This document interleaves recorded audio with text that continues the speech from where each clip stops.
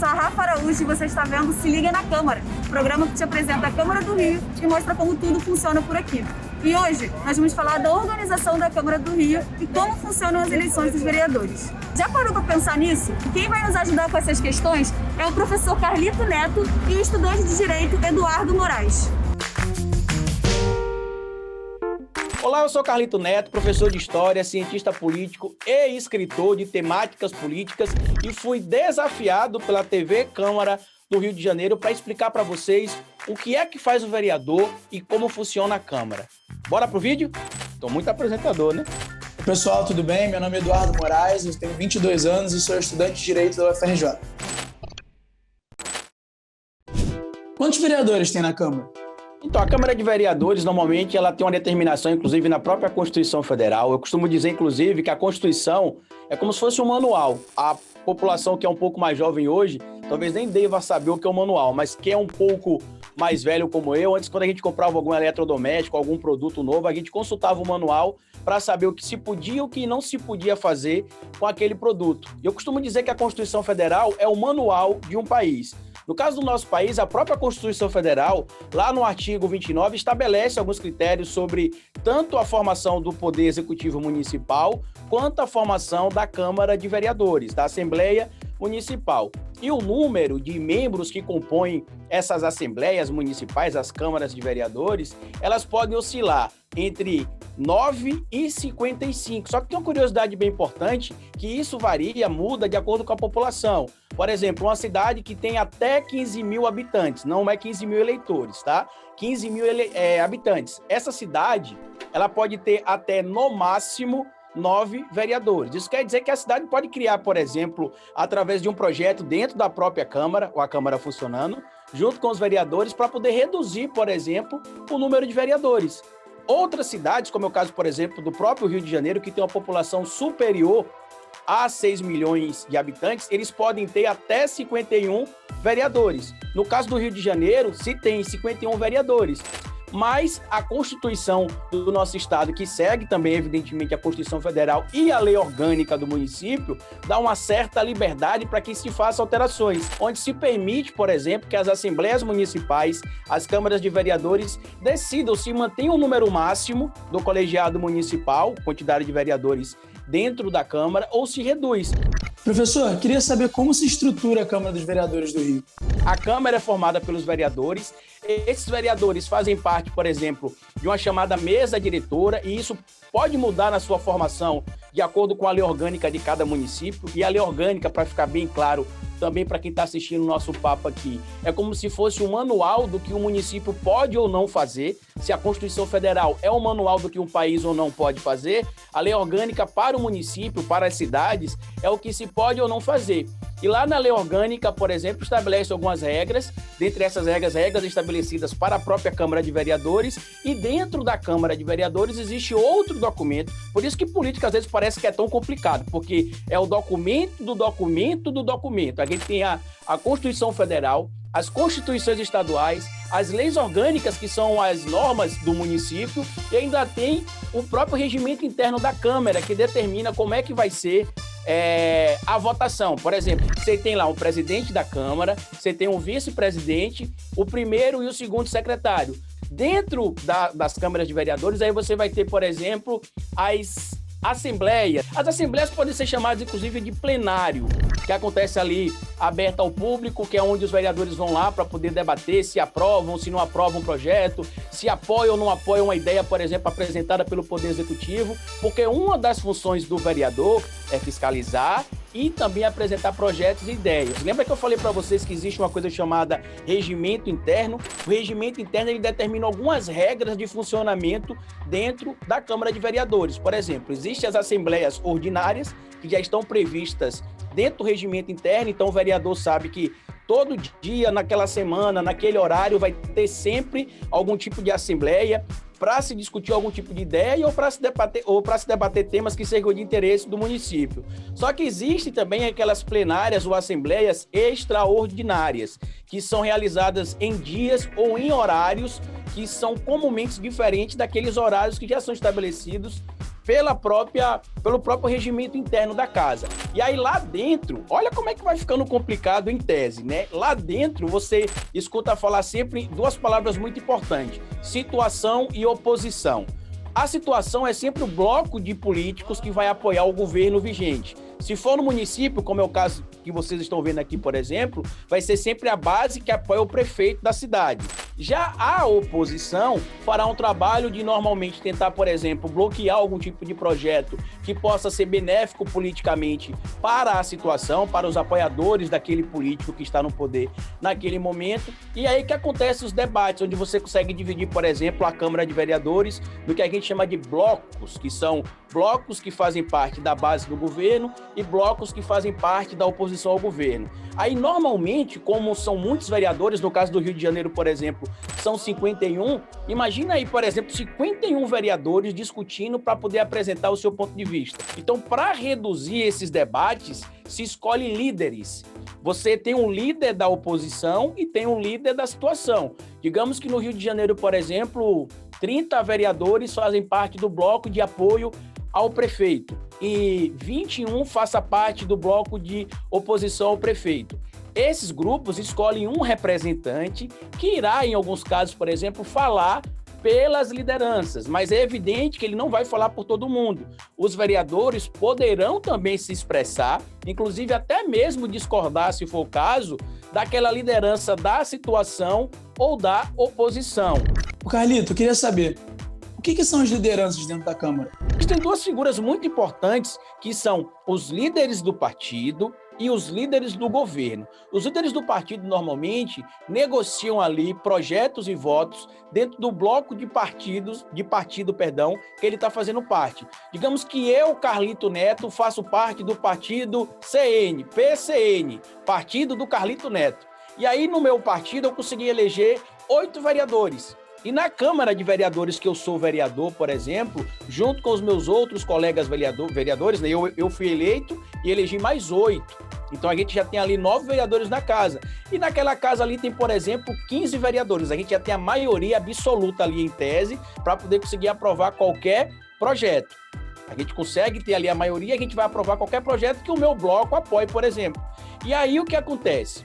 Por conta dessa influência que eu tenho junto com os meus representantes na casa, eu posso ser, por exemplo, o mensageiro do partido, ficar mais bonito falar assim, né? O representante, o líder do partido na casa. O prefeito pode falar assim: Carlito Neto, vem cá, eu quero conversar com você.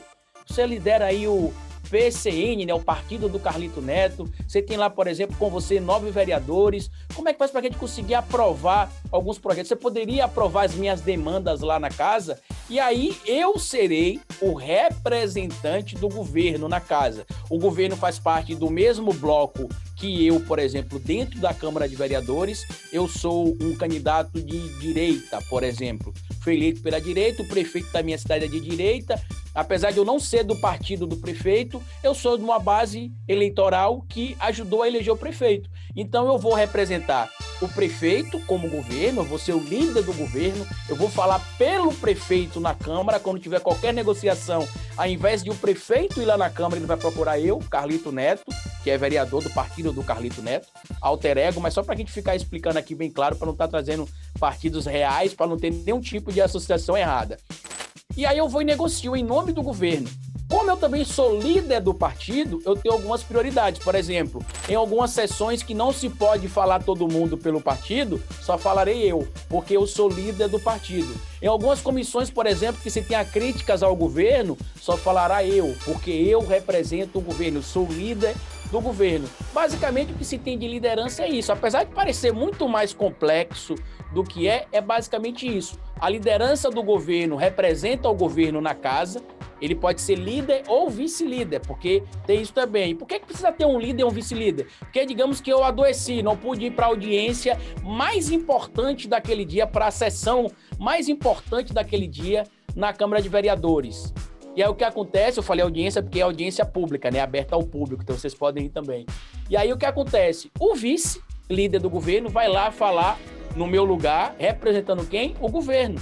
A mesma coisa acontece, por exemplo, com o partido. Líder do partido ou vice-líder do partido. Caso aconteça alguma coisa comigo, por exemplo, o vice-líder do partido vai lá também e vai falar por mim. Corre o risco, inclusive, de ele acabar falando algo diferente daquilo que eu acredite como líder do partido ou como líder do governo. Mas alguém colocou ele lá. E normalmente essas votações acontecem de acordo com as convenções dos partidos e, no caso das lideranças de governo, acontece com reuniões que ocorrem na prefeitura entre vereadores que fazem parte da base de apoio ao prefeito, partidos que fazem parte da base de apoio ao prefeito e o prefeito ou prefeita. É bom a gente lembrar isso porque em 2020 o número de prefeitas no Brasil foi muito grande também eleito aqui. Mas é basicamente isso, meus amigos. E agora a gente vai para um rápido intervalo e na volta a gente continua com mais bate-papo do Eduardo com o professor Carlito. Estamos de volta com Se Liga na Câmara e agora eu quero te fazer um convite. Vai lá nas nossas redes sociais e diz pra gente o que você quer ver aqui no programa. O endereço é @CâmaraRio. E agora a gente continua assistindo o bate-papo entre o professor Carlito e o estudante Eduardo. Carlito, você falou das comissões. Você pode me dizer como elas funcionam? Existem comissões que são comissões temporárias, como uma comissão, por exemplo, especial. Precisa-se votar urgentemente a liberação de recursos por causa de danos naturais ocasionados em alguma região específica do Rio de Janeiro. Não tem como se esperar, por exemplo, mandar um projeto de lei, se preparar um quórum ali para poder votar, montar a base de apoio e votar, até porque é uma situação que requer um resultado urgente. Ela tem data para iniciar e data para terminar. Então, normalmente, quando acontece isso, se forma ali uma comissão especial, temporária, e se decide. Existem algumas comissões também que fazem parte de todas as câmaras de vereadores, que são as chamadas comissões permanentes. E o que é que essas comissões permanentes discutem normalmente? Normalmente elas sempre discutem assuntos relacionados em praticamente todos os municípios, a educação, a justiça, a economia municipal e a outros fatores que, como eu já disse para vocês, vai depender sempre da lei orgânica de um município ou de outro município. E também tem uma situação muito importante que vocês devem estar vendo ultimamente na TV, acompanhando as situações que envolvem a CPI, que é a Comissão Parlamentar de Inquérito. Ela não acontece somente para deputados federais ou senadores investigar ministros ou presidente, não. Elas podem acontecer também em municípios.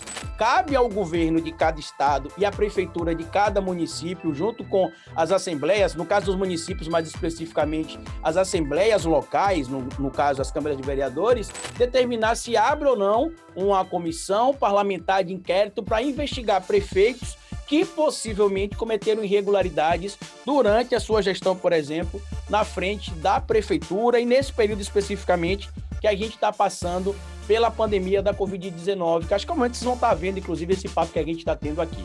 Carlito, como é que os partidos se dividem na Câmara?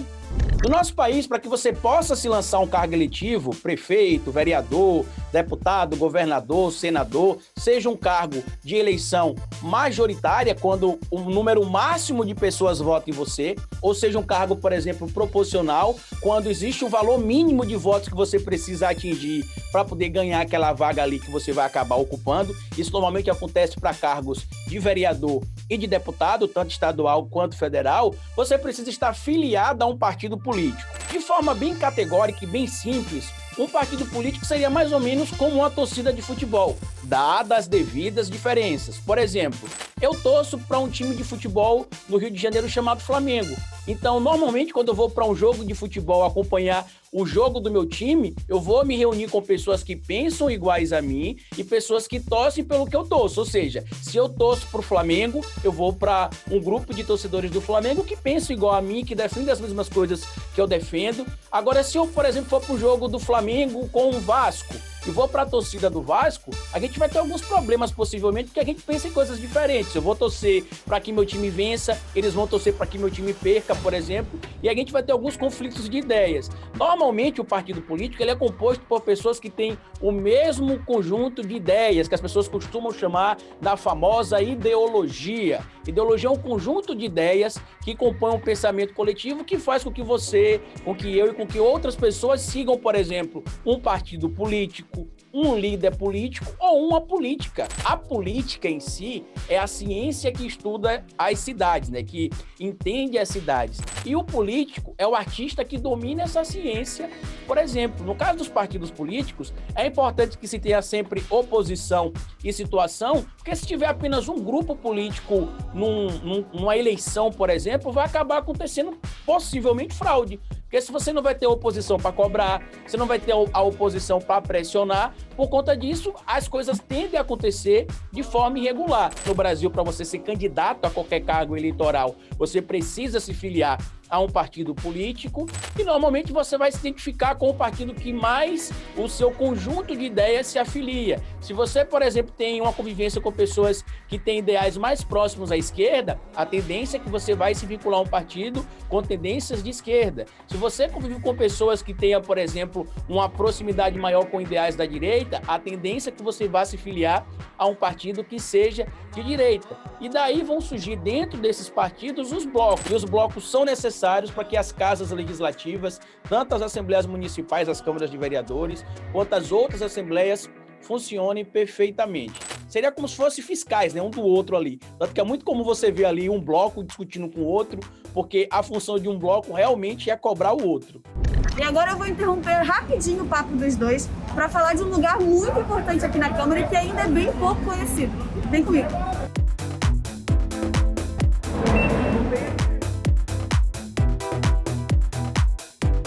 E do ladinho do plenário, a gente tem o cerimonial da Câmara dos Vereadores. É aqui que se organiza quase todos os eventos que acontecem no Palácio. E quem vai explicar melhor pra gente o que acontece por aqui é a Maria Fernanda, que é chefe do cerimonial. Maria Fernanda, afinal, o que é o cerimonial? O cerimonial da Câmara Municipal do Rio de Janeiro, ele é responsável por organizar as atividades relativas à entrega de medalhas, moções. Nós somos diretamente ligadas à Secretaria da Mesa e nosso trabalho depende muito dos gabinetes dos vereadores no ato de ser realizada alguma atividade.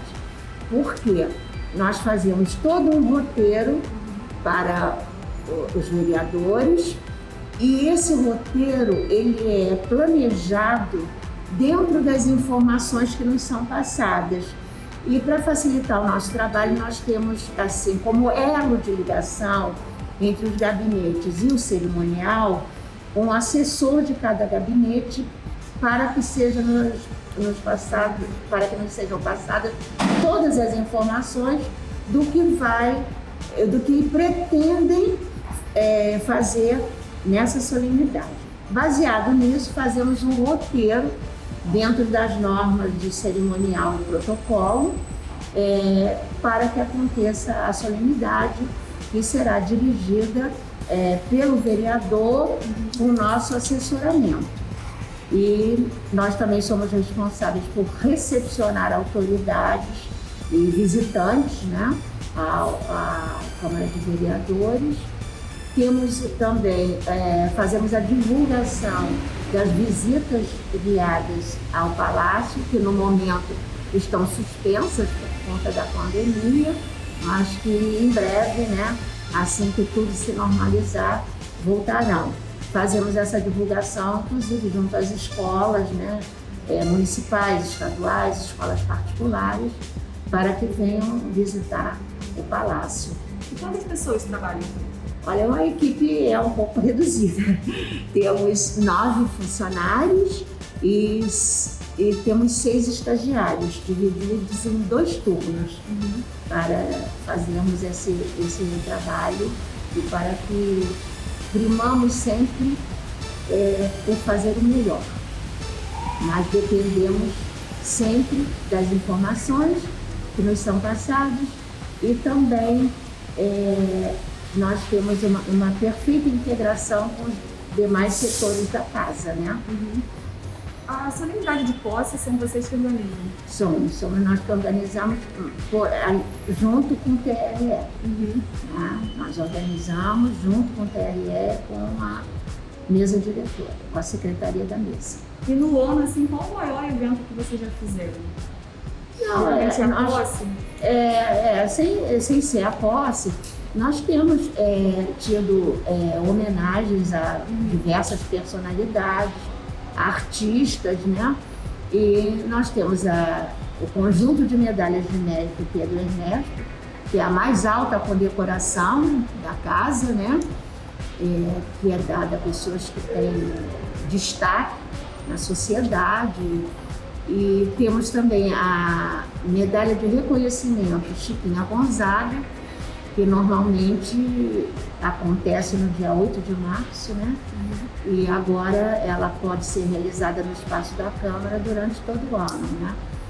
Que antes era uma coisa reservada só ao dia 8 de março. E agora não, em qualquer ocasião o vereador pode solicitar a entrega da medalha de reconhecimento Chiquinha Gonzaga. Temos a medalha de São Francisco de Assis, terceiro milênio, mais voltada para pessoas que lidam com as causas animais, mas também outras pessoas que colaboram com essa causa têm sido homenageadas. Temos os títulos honoríficos, né, que são o título de cidadão benemérito, que é dado a pessoas que não são naturais, né, daqui do nosso estado.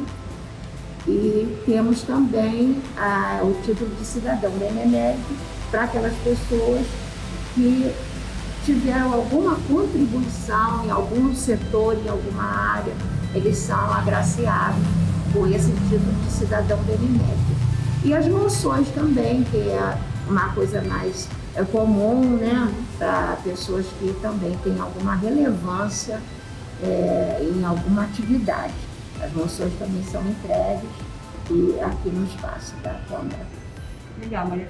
Parabéns pelo seu trabalho e obrigada pela ajuda. Obrigada a vocês.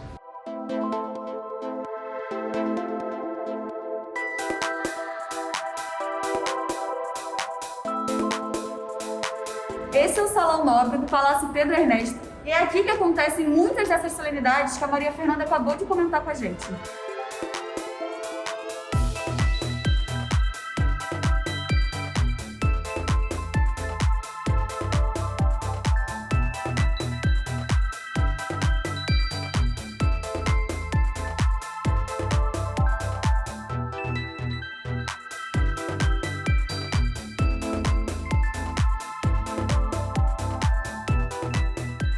E agora vamos ver mais um pouquinho do bate-papo entre o professor Carlito e o Eduardo. Agora a gente vai trazer para vocês 3 mitos, e é literalmente mito, fazendo alusão lá à mitologia grega, algo que era surreal, irreal ou que existia de forma mística. Muitos de vocês devem ter ouvido já a premissa de que se em uma eleição para vereador, para prefeito, para governador, para presidente, mais de 50% dos votos não forem dados para nenhum do candidato, a eleição será anulada. E isso é um mito, porque na verdade o próprio TSE já deixou isso bem claro em alguns momentos, que só se contabiliza os votos válidos. Quer pegar um exemplo? Olha a eleição que aconteceu no Rio de Janeiro em 2020. No segundo turno, entre pessoas que se abstiveram do voto, ou seja, não compareceram para votar, pessoas que votaram branco ou nulo, o número de pessoas que estavam aptas a votar na cidade do Rio de Janeiro e que não compareceram para votar no dia da eleição do segundo turno, por exemplo, ultrapassou 54% do total de eleitores do Rio de Janeiro. Mas por que a eleição então não foi cancelada, já que se mais de 50% da população não votar em nenhum dos dois candidatos, se entende que eles não representam o povo?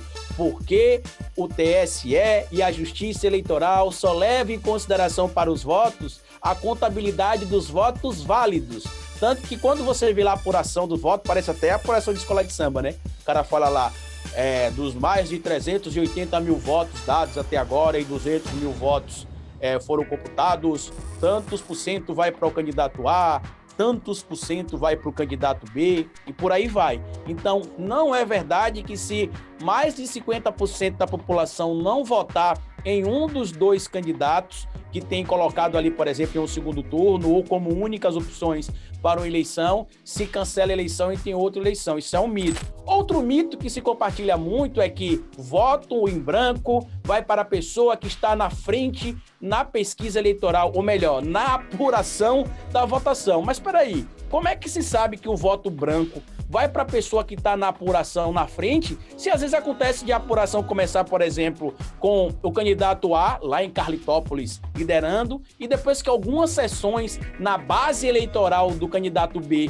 são apuradas, ele ultrapassa o candidato A em Carlitópolis. Então, passa para o outro lado os votos? Não. Os votos brancos e nulos não são contabilizados nem para candidato A, nem para candidato B. O terceiro e último mito é o mito de que no Brasil as urnas eletrônicas são fraudadas porque não se pode imprimir o voto, não se sai nenhuma comprovação da urna de que o voto não é apurado. E agora que vem a parte bacana, porque até o próprio TSE teve de fazer um vídeo recente explicando que isso não é verdadeiro, até porque quando você vai votar, se você já votou, você recebe um papelzinho lá dizendo que você compareceu no primeiro turno. Se a sua cidade tiver mais de 200 mil eleitores, e aí você vai lá, por exemplo, dar o voto no indivíduo no segundo turno. Digamos que na minha cidade teve segundo turno. Eu vou lá no segundo turno e recebo de novo um papelzinho. Por que que naquele papelzinho não tem dizendo o candidato que eu votei?